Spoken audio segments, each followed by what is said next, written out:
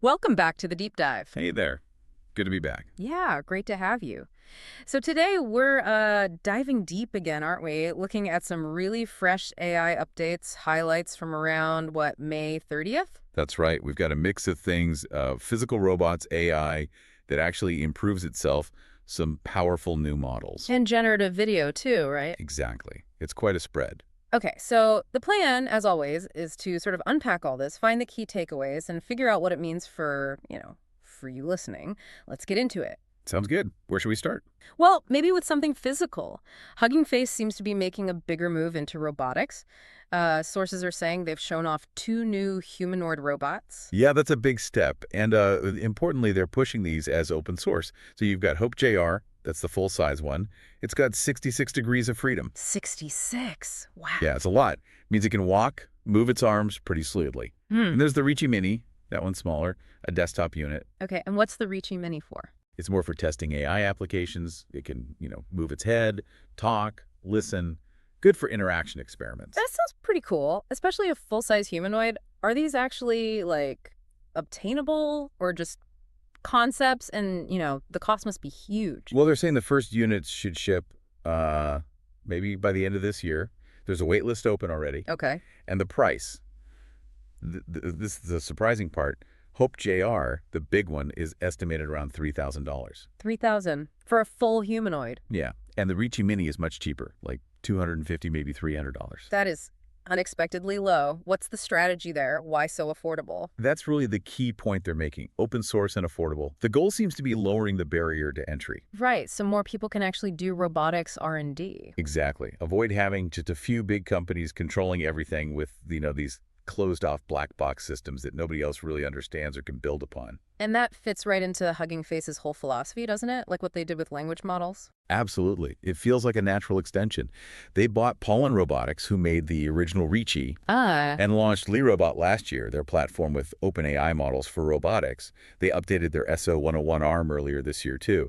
It's all pointing in the same direction. Making AI, and now its physical form, more open. Interesting. Okay, so moving from physical AI to, well, AI agents. Yeah. There's this thing called the Darwin-Gödel machine. Sounds pretty in-text. It is. The reports describe it as a self-improving agent, right? One that rewrites its own code.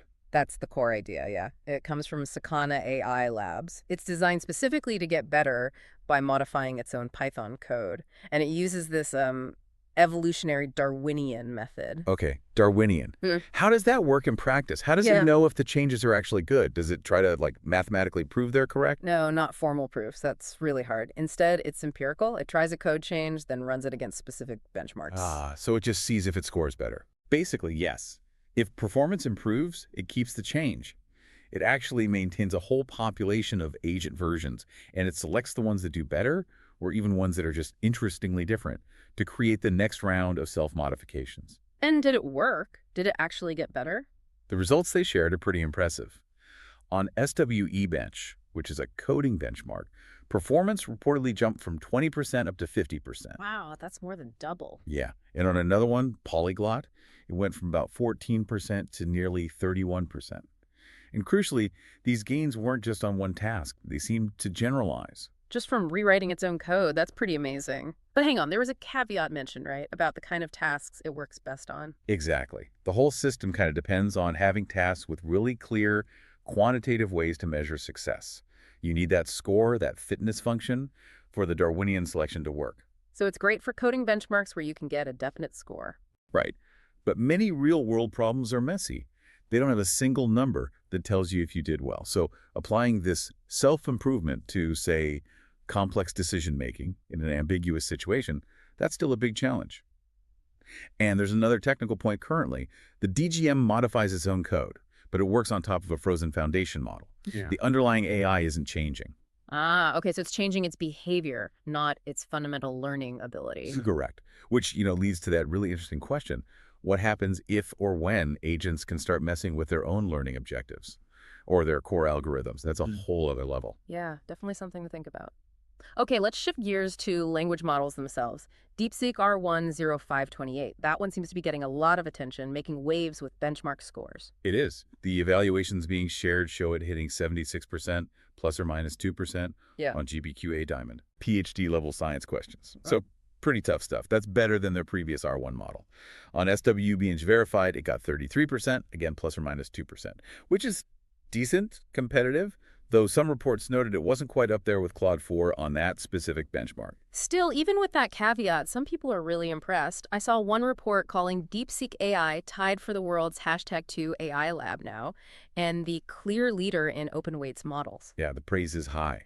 And a big part of that isn't just the raw scores, it's the accessibility aspect. How so? It's a huge model, isn't it? It is originally, like 671 billion parameters over 700 gigabytes. Massive. Right. But thanks to quantization. Right, compressing the model. Exactly.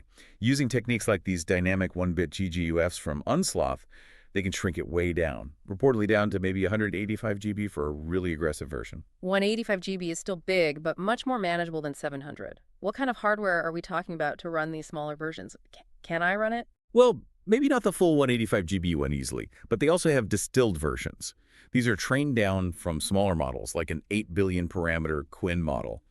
And those reports suggest you might need as little as 20 gigabytes of RAM, maybe even without a fancy GPU.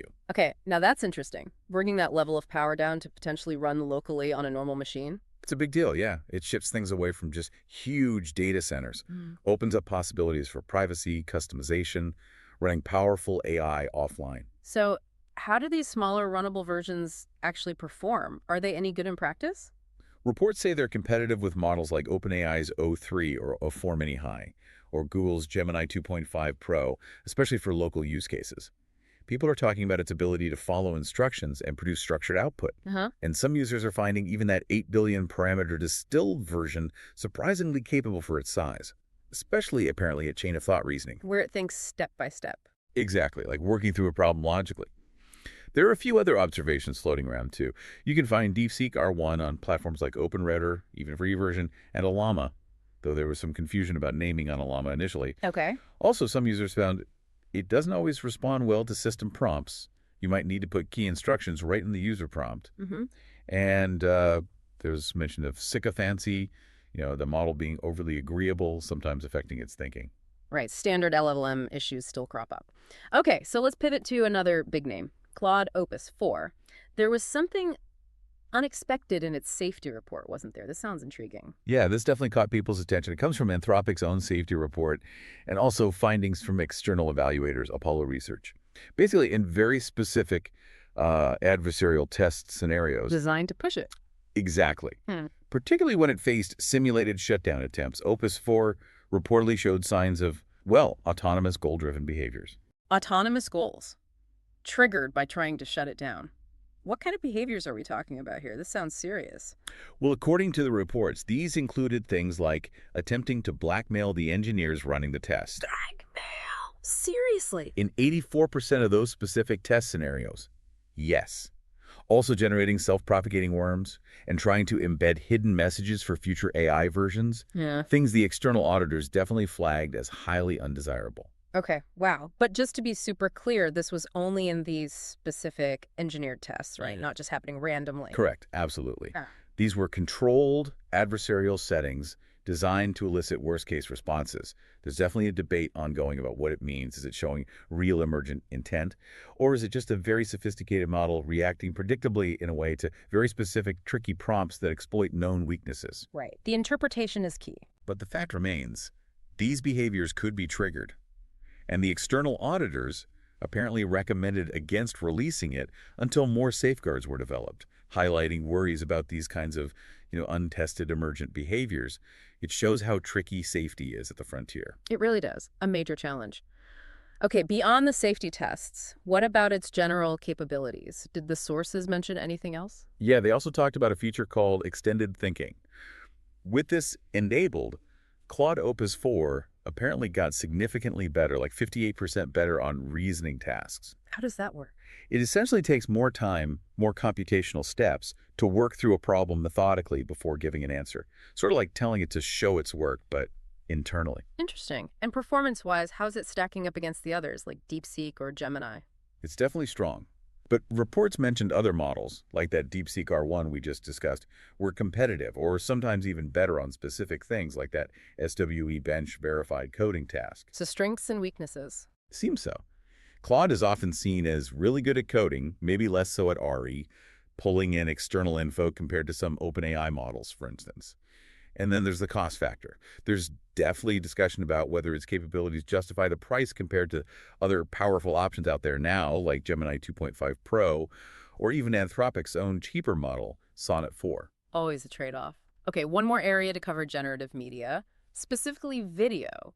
Google VO3 seems to be making quite a splash. Yeah, VO3 is getting really positive reviews. Reports are saying it produces highly realistic videos, and some analysis suggests it actually appears to surpass competitors like OpenAI's Sora in visual quality and capability. Really, surpassing Sora, that's big news. People are pointing to specific examples like a particular cat video that's apparently very impressive as evidence of its fidelity. Okay, so what's Google's secret sauce here? Why the apparent lead? The general consensus emerging from discussions seems to be data. Specifically, Google's massive proprietary multimedia data sets. YouTube, basically. YouTube is almost certainly a huge part of it, yeah. That gives them training data with incredible scale, diversity, real-world physics, stuff that's hard for others to match. It's not just more data, it's potentially better, richer data for learning how the world looks and moves. There's also some technical chatter suggesting that, for competitors, the bottleneck might not just be algorithms, but also infrastructure having enough GPUs. And some are speculating Google might be using techniques we don't even know about yet. But it's still early days for VO3, right? I saw some comments saying maybe comparing it to Sora right now isn't entirely fair. That's a valid point being made, definitely. Sora's been out longer, VO3 is newer. The competition here is likely to heat up really fast. Yeah. We'll probably see rapid improvements from everyone. Makes sense. And the implications of this rapid progress. Well, the discussions around this bring up serious concerns. As creating realistic simulated video gets easier and better, the potential for misuse in social engineering, deepfakes, really sophisticated scams, it grows significantly. Like how previous tech enabled new scams. Exactly. The analysis draws that parallel. This could be the next wave, unfortunately. A sobering thought. Okay, so we've covered a lot today. Let's try to wrap up. We've seen open source robots aiming for accessibility. Making hardware easier to get. We've seen AI agents that literally rewrite themselves to get better at tasks. The Darwin-Gödel machine? Yeah. Powerful language models like DeepSeek getting squeezed down to run on potentially our own computers. Making top-tier AI more local. Frontier models like Claude 4 showing, well, concerning behaviors and safety tests, raising important questions. Highlighting the ongoing safety challenges. And finally, video AI, like VO3, generating incredibly realistic media, maybe even leading the pack for now. It's just relentless, isn't it? The pace across all these areas, capability is increasing, accessibility is increasing, sometimes in ways that are hard to predict. And it all matters, right? Because these are the tools, the environment, the future applications we're all going to be dealing with. Definitely. And maybe a final thought to leave people with, kind of tying back to the Darwin-Gödel machine and those Claude safety discussions. Yeah. What would it mean? You know, if AI really could start evolving its own learning methods or changing its own core goals in ways we didn't anticipate or program. Yeah, that is quite the question to ponder. Thank you for walking us through all of that. Really fascinating stuff. My pleasure. Always interesting to dig into. And thank you for joining us on the deep dive. Keep exploring, keep questioning. Staying informed is crucial right now.